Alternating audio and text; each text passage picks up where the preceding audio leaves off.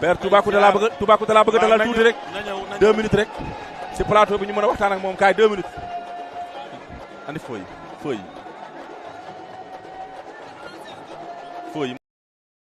mu toog xaaral ma tegal fooy waaw balaa nga tegal place paa bi waaw acca toogal fii toogal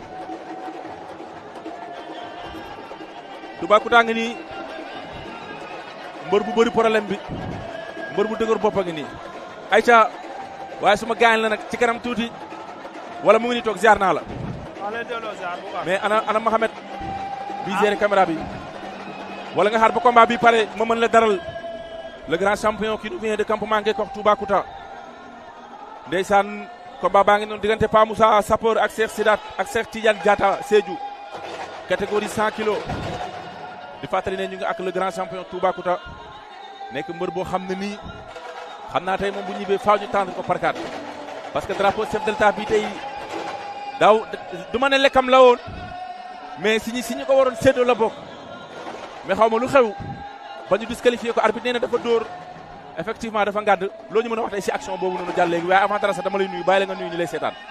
Boucar maa lay nuyu. waaw di la ziar fédération bi yëpp. waaw di ziar sa caméraman. waaw di ziar waa région de Thiès yi ma teewal ñëpp. ndeysaan. waaw affaire yi moom sport la rek. waaw arbitre bi avant ñoo commencé moo ni ngàdd am na mais dóor amul. waaw te gis ngeen ñëpp man li ma wax ni am na rek moom laa def parce que damaa ngàdd. da ngaa ngàdd moom nag daa jàpp ne da ngaa dóor. non dóoruma damaa ngàdd man sama ngàdd noonu laay def. mënoo la noonu def recours. ah mais daa jël recours suba final baa ngi fi baal ma jël final. kii bi rek mu jeex est-ce que nekkul da ngaa doyal rek moo tax da ngaa doyal ba pare rek. non mënumaa doyal man lambay sama métier damay bëre benn lamb. mu jeex ma dem bëre jiwaat benn lamb. suba loo ñu mën a wax tey suba pour li nga xam ne moo di final bi seen diggante ak Fatick.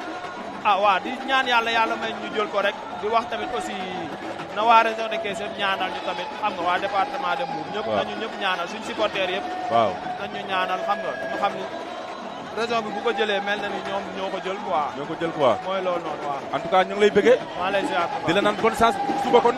waaw dama koy jël suba incha allah waa campement yëpp xanaa dinañ ñëw maabu ñëw seetaan si leen incha allah rabi. waaw incha allah. acca maa ngi lay bëggee. jaajëf Boucar. acca kookoy Toubacouta borom campement Ngekokh ndeysaan waa Fatick a ngi noonu waaye en attendant diggante Pa Moussa Sapeur ak Cheikh Tidiane daan na ko Pa Moussa daan na ko victoire de Sapeur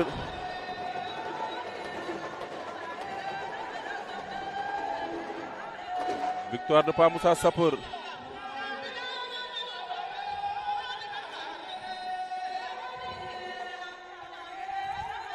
victoire de Pa Moussa Sapeur sur Cheikh Tidiane Diatta de Sédhiou Moussa Sow Sarr moo war a ñëw Tambacounda ak El Hadj Ndiaye Louga après Omar Ndiaye Thiès ak Albert Kamoumi Ziguinchor waaye am na beneen combat bu nekk ne si digg géew bi catégorie plus de 100 diggante Kédougou ak Kaolack wala Tambacounda ak Kaolack waaw diggante Tambacounda la ak Kaolack diggante Mbaye délégué moom ngeen xaw a jàkkaarlool moom ak Ndiol Waalo. moom Ndiol Waalo Mbaye délégué Ndiol Waalo. Jëf ça c'est les catégories plus de 100 entre la région de Tambacounda représentée par Mbaye Diène et la région de Kaolack représentée par Youssoufa Fall. ñu ngay damante baaraam. Ndiol Waalo. On est toujours dans les phases préliminaires. Dans les phases préliminaires, oui. Plus de 100 kilos. Plus de 100 kilos. Après, on va directement sur les quarts de finale. ndeysaan. Aïcha, Ndiol Waalo moo féete ndeyjoor. waaw le poulain de Zarko, borom Grand Yoff. Ndiol Waalo démb la jàngoon. Ah, c'est le poulain de Zarko. C'est le poulain de Zarko, Ndiol Waalo qui est à droite. Qui a avec le game bleu, le noir. La ceinture bleue. La ceinture bleue, oui. Ceinture bleue. On remarque qu'il y a beaucoup de poulains de grandes stars aussi ici. Tout à l'heure encore tu mentionnais le poulain de Modulo également. Quelles sont les pépites justement de ce tournoi qui s'entraînent dans les grandes écuries? Bon, bien sûr, il y en a comme Ndiol Waalo Koutiva, il est le poulain de Zarko. Il y a aussi Mbaye délégué qui vient de Pikine Guinaw Rail. Il y en a parmi d'autres, il y a Boy Faye qui vient de Parcelles Assainies. Toubacouta qui était là tout à l'heure. Oui. J'ai oublié de lui en parler, mais vraiment c'est un lutteur qui a fait, si je ne me trompe, 11 à 12 combats, 12 victoires. C'est, on peut dire, un cousin à Gris Bordeaux. D'accord. Toubacouta qui est un très grand champion. Il y a d'autres champions qui sont là, qui sont vraiment des lutteurs très expérimentés. Très expérimenté Oui, et bien connu sûr. du grand Et connu public. du grand public sénégalais bien sûr. mais Ndiol Waalo Ndiol taxawaay Waalo bi daw na baax jël ko na Ndiol Waalo taxawaay bi baax na. taxawaay bi baax na diggante mag Mbaye délégué. parce que mais xam nag na ni Mbaye délégué dafay jël ay responsabilités ci kawam. ki muy bëreel nag daa xaw a diis. muy loolu laa la wax moo tax Mbaye mu di délégué tekk di ko déglu.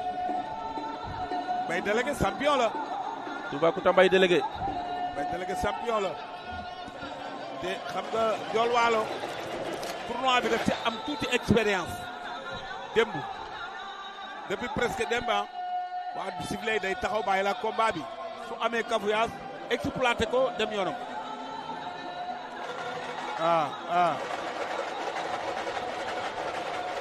Toubacouta ah disqualifié nañu ko pour ñuy laaj. aca Mbaye délégué ak Ndiol Waalo. Avertissement. Avertissement pour Ndiol Waalo am na ñaari avertissement. Deuxième avertissement. pour Ndiol Waalo. Ndiol Waalo temps bi bu jeexee da ngay ñàkk. dëgg la. Il est obligé là de forcer pour aller De forcer. remporter ce combat. Parce T'attaquer. qu'un troisième avertissement, il est éliminé. Et il est foutu. sans gagne sans perte. ah oui jël ay responsabilités. C'est la pause, c'est à la fin du premier round.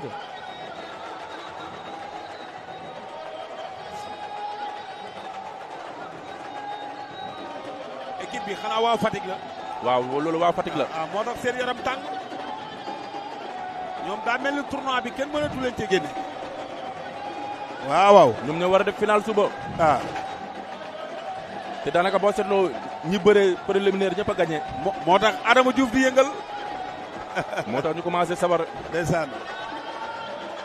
commencé Bokar lii war naa fekk tey commencé stade bi jàpp- kenn du fi xaj. commencé jàpp confiance am na beneen combat. Modou Lo ñëw Balla Gaye 2 ñëw Eumeu Sène. waaw ñooñu nag ñu ngi xaar suba. hein On espère tous les avoir demain demain. oui pour la finale. Demain bien pour sûr. la finale. Bien sûr. ñëw waay. Tous ces grands noms de la lutte Ah ouais. sénégalaise, Ah ouais. Balla Gaye, Ouais. Modulo, Sa Thiès. Sathies, Tafatine, Oui. Eumeu Sène. Ah. Voilà, tous ces Lac de Baldé Guiers aussi. numéro 2. Lac de Guerre numéro 2, Ah ouais. Ama Baldé. Ouais. Tous ces jeunes, même la jeunesse aussi. Général bu Malika. Job 2, Général Malika. waaw. Voilà, Bulldozer, on Aïcha, espère. beneen voir combat tous ngi ces- noonu. Tous ces jeunes demain Diggante pour Moussa- venir pour cette finale. Moussa Sow Sarr Tambacounda ak Ndeysaan. El Hadj Ndiaye Louga. ñu nga jàppante. El Hadj Ndiaye Louga moo yore ngemb lu vert li Moussa Sow Sarr ñu naan ko olympique moo jóge Buju à quelques kilomètres de Gandiaye. ndeysaan. moo féete ndeyjoor ceinture rouge. Buju. dana jël ko mu bañ dana jël ko daan wër na la. ndombo dina la daan dina ko daan na la ay waay waay xanaa lii mooy njàmbum golo. lii mooy njaabum golo. laa ilaaha illallaah. lamb daa bari fem. avertissement pour Moussa ndeysaan. pour El Hadj Ndiaye. mais Ndiol Waalo combat bi du yomb de. Ndiol Waalo am na ñaari avertissement temps bi bu jeexee day ñàkk. loolu Il est- digganteem ak Mbaye délégué. Il est obligé d'aller gagner ce combat, il est obligé. ni ma ko gisee nii ah. 2 avertissements, il est obligé de remporter ce combat. koo mën dana def réaction bu ko gañaloo. waaw parce que mi ngi bëgg a yéex nag. mu ngi bëgg a yeex temps waaw bi mi bu ngi bëgg a jeexee day yeex. ñàkk. am na foo xam boo fa tolloo da ngay mel ni koy xaru.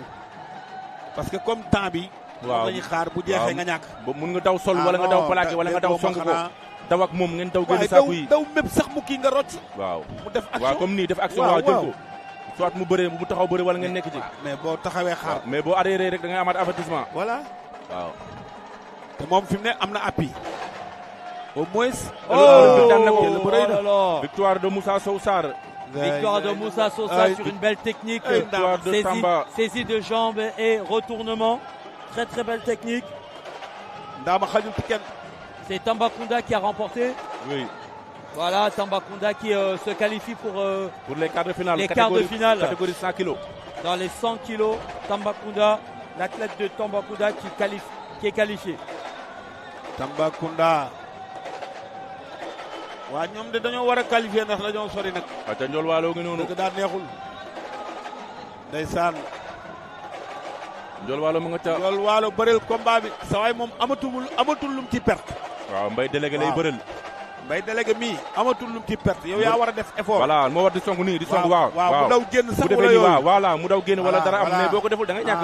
Voilà, il faut le Lii la- pousser à sortir. waaw gisoo bu ko defee rek day am kii day am parce avertissement. que feeg gisoo yaa ngi def action rek. gisoo kii day am avertissement léegi. waaw yaa ngi am atu. On espère qu'il y a plus, il y aura plus de, gaawal balaa ñu il y la aura pas un avertir troisième avertissement. On n'espère pas un troisième avertissement. moo tax am na gàllaaj yoo xam day mel ne ah lay day lor. sonal. ah non non non. gàllaaj guy lore kay baaxul a takk. waaw mi ngi noonu. ñoom ñaar ku ne am na ñaari avertissement. jeex na. Voilà. léegi ñoom ñaar tolloo nañ. Là, ça relance léegi un nag petit li peu waral le loolu combat. Waaw. mooy liggéey. liggéey. su liggéeyul woon du am lool. léegi nag li mu def léegi bu ko defaatee day am dara comme nii waaw. day continuer action bi. nii. day continuer action bi. bu ko defee day am dara. Jeex na. gis nga bu ko defee day am dara. jeex na. gis nga. loolu la waroon yàgg a def bien sûr. victoire de Ndiol Walo. Exactement. Et pourtant, il avait 2 avertissements d'avance. 3. Et là, 3 avertissements pour son adversaire et il remporte ce combat. day ñàkk. non.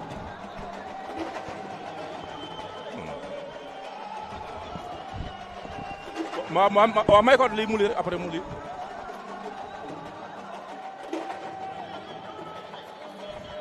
Alaaji Pala ma jama.